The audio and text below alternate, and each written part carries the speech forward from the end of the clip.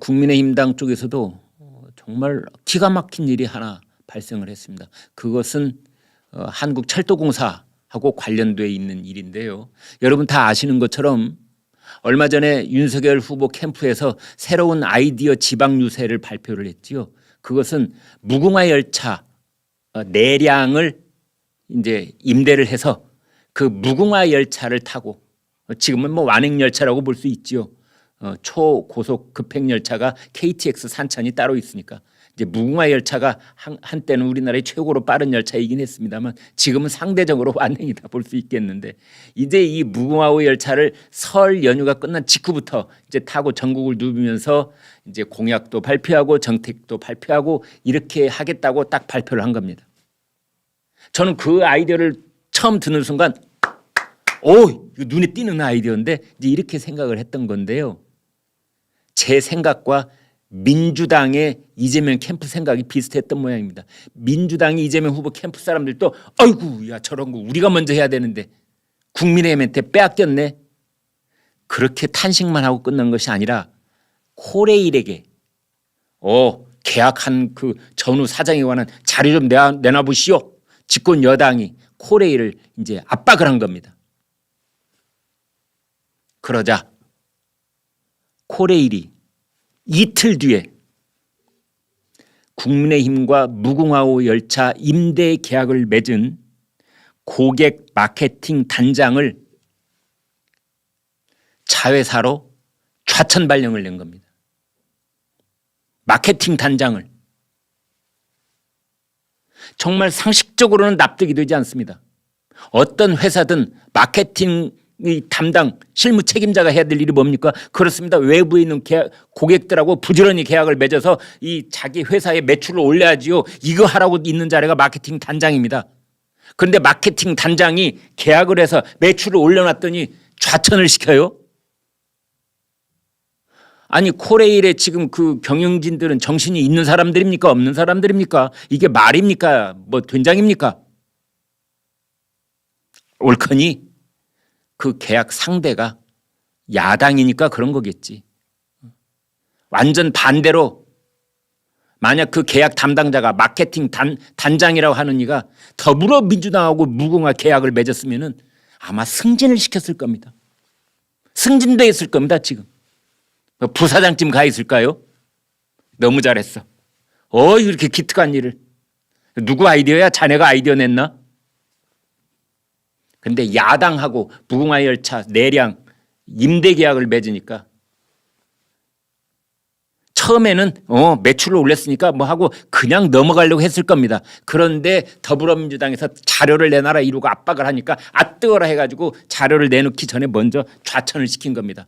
저희가 사후 조치를 이렇게 했습니다. 정말 눈치코치 없어도 유분수지 어떻게 국민의힘에게 이렇게 멋진 아이디어와 열차를 임대해주는 계약을 맺었단 말인가. 넌 좌천!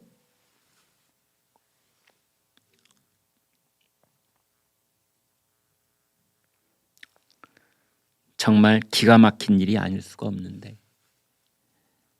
인사를 말이죠. 어떻게 했냐면 코레일도 한국철도공사, 옛날에 철도청, 이 코레일도 정기 인사가 있습니다. 그래서 뭐 수십 명, 수백 명이 이렇게 이동하는 인사를 할 수가 있지요. 그런데 이번에 이 마케팅 단장 인사는 딱 한 사람. 쪽집게 핀셋 보복성 인사를 한 겁니다. 모든 코레일 직원들 다 봐. 이번 인사 잘 보라고. 야당하고 뭔가 계약을 맺으면 어떻게 되는지 잘 보라고. 좌천!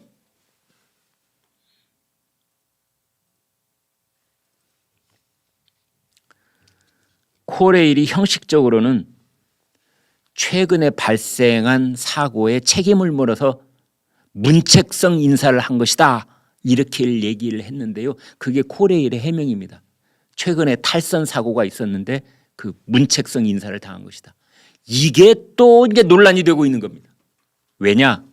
이번에 좌천을 당한 사람은 마케팅 단장이고 사고가 났다는 건 뭐냐면 KTX 산천 부산행 이것이 탈선 사고가 있었던 겁니다. 지난 1월 5일 날. 아니 여러분 상식적으로 생각을 해보십시오. KTX가 가다가 탈선이 났는데 왜 마케팅 단장이 문책을 당합니까? 아니 그 이해가 되십니까, 전 대표님?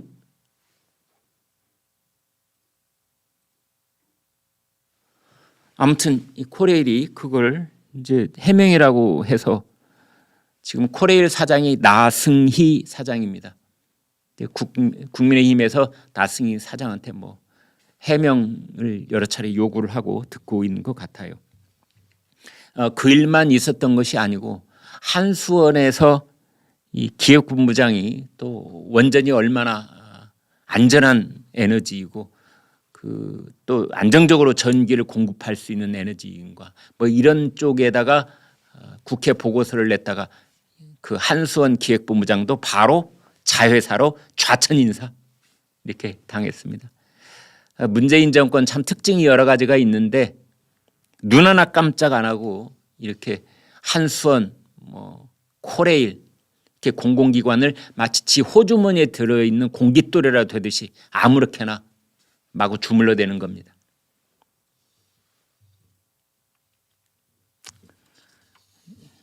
정말 그 민낯 협박의 달인들 같습니다.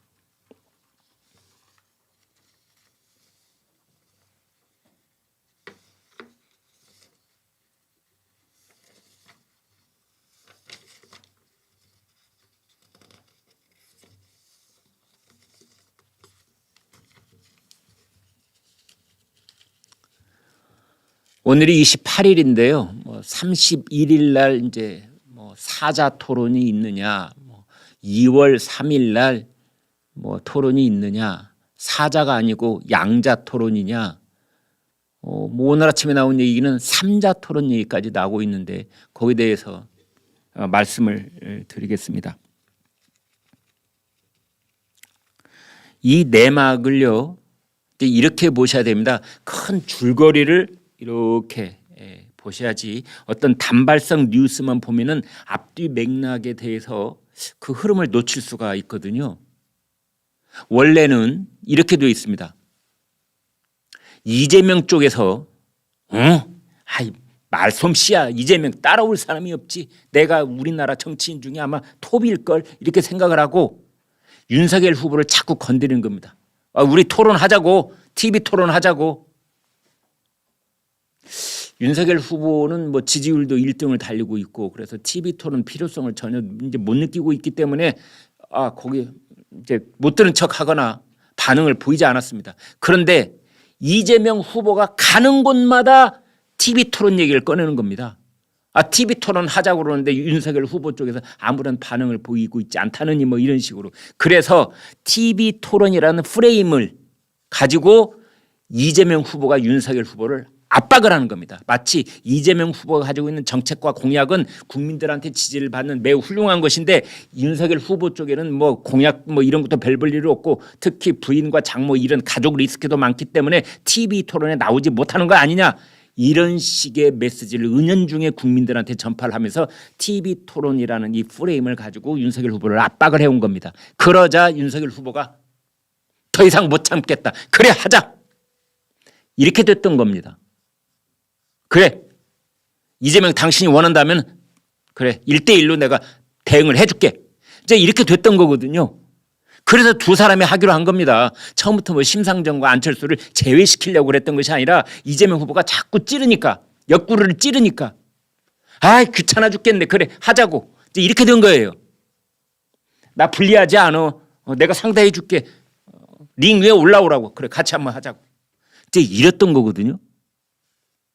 그런데 안철수, 심상정 두 후보가 여기에 대해서 가처분 신청을 낸 겁니다. 왜 우리는 빼놓고 둘만 해? 같이 하자고.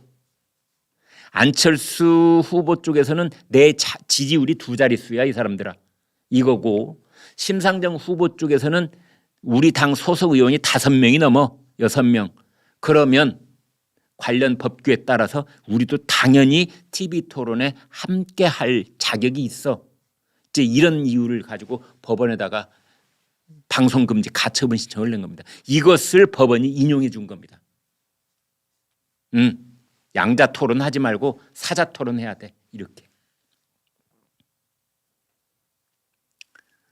그런데 이 법원의 결정은 이렇게 보시면 됩니다. 법원의 결정은 무조건 양자 토론이 안 된다는 것이 아니고 뭐 KBS, MBC, SBS 같은 이 공중파 방송에서 두 사람만 토론을 하는 것은 안 된다. 이 취지입니다. 그 이튿날 그러자 국민의힘의 TV 토론을 맡고 있는 실무 책임자가 성일종 의원이에요. 성일종 의원이 사자 토론, 그거는 이미 법정으로 사자 토론을 하는 게 3번이나 보장되어 있는데 괜히 또 한 번 하는 건 횟수만 늘리는 것이어서 우리는 싫어. 대신에 원래 약속했던 대로, 원래 이재명 후보 쪽이 우리 윤석열 후보를 계속 찔러댔잖아. 그 원래 약속대로 하자고. 그럼 어디서 할 것이냐? 공중파 방송에서는 안 된다고 하니 자, 지금부터 알아보자. 국회의원의 회관에서 하든지 제3의 장소에서 하든지 유권 해석을 중앙선거관리위원회 어디 물어봐가지고 종편에서는 가능한지, 아니면 11시 김구한 쇼에 오면은 여기 자리 빌려드릴 용의가 있습니다. 유튜브에서 하든지. 지금은 워낙 채널이 다양화되어 있고 플랫폼도 다양하기 때문에 얼마든지 KBS 도움 없이도 양자 토론이 가능한 거 아니냐? 그리고 법원의 그 유권 해석 그것에서 벗어난 제3의 방법이 얼마든지 있으니 양자 토론하자. 이렇게 된 겁니다. 그러자 민주당에서는 양자 토론을 또 다시 거부를 하고 사자 토론을 하자. 박주민 방송토론 콘텐츠 단장이 사자 토론을 회피하려는 수단으로 양자 토론을 사용하는 것이 아닌가 의심이 든다. 이렇게 압박을 했어요. 그러자 국민의힘 쪽에서는 또 어제 오후에 사자 토론 뒤에 숨지 말고 양자 토론 뭘 우선해야 되는 거 아니냐. 그러자 그 직후에 또 민주당이 좋아. 그러면은 양자 토론도 하고 사자 토론도 하고 1월 30일에 두 가지 다 해버리지 뭐. 이렇게 또 치고 나온 겁니다. 두탕 뛰자. 박주민 의원이 그렇게 말했습니다. 두탕 뛰자. 그러자 국민의힘 쪽에서 뭐라고 했느냐. 양자 토론과 사자 토론을 한꺼번에 하면 4시간에서 5시간이나 걸리는데 이게 말이 되느냐. 이게 다시 그래서 그걸 거부한 겁니다. 지금 현재 거기까지 와 있습니다. 그래서 이건 법적으로 강제력이 없는 거기 때문에 뭐 토론을 해도 되고 안 해도 되고 뭐 거부하면 그만입니다. 네. 이제 그래서 31일 혹은 2월 3일 사자 토론이 열리게 될지 양자 토론이 열리게 될지 둘 다 무산이 될지 둘 다 가능해질지 지금 안개 속으로 갑자기 들어가 버린 겁니다. 그러면서 설 연휴가 시작됩니다. 일각에서는 무슨 얘기가 나오느냐. 오늘 오후 2시에요. KBS에서 이제 각 당, 그러니까 더불어민주당, 국민의힘당, 정의당, 국민의당 이 4개 당 TV 토론 실무자를 불러서 자, 실무 협상을 해보자. 오후 2시부터. 그 협상에는 어떤 형식으로 토론을 할 것인지, 그다음에 주제는 뭘로 할 것인지, 그다음에 토론 진행자는 누구로 할 것인지 이런 것들을 상의하자는 겁니다. 그런데 민주당하고 정의당하고 국민의당은 거기에 실무 협상 책임자를 보내서 협상을 하겠다고 했는데 국민의힘에서는 안 가겠다. 모릅니다. 또 오후 1시쯤 점심 먹고 나서 보내겠다고 하는지는 모르지만 지금 이 시간까지는 안 가겠다. 이제 그러자 나온 얘기가 그래? 그러면 국민의힘의 윤석열 후보는 빼고 이재명, 심상정, 안철수 세 사람이 하자. 3자 토론 여기까지 나와 있습니다.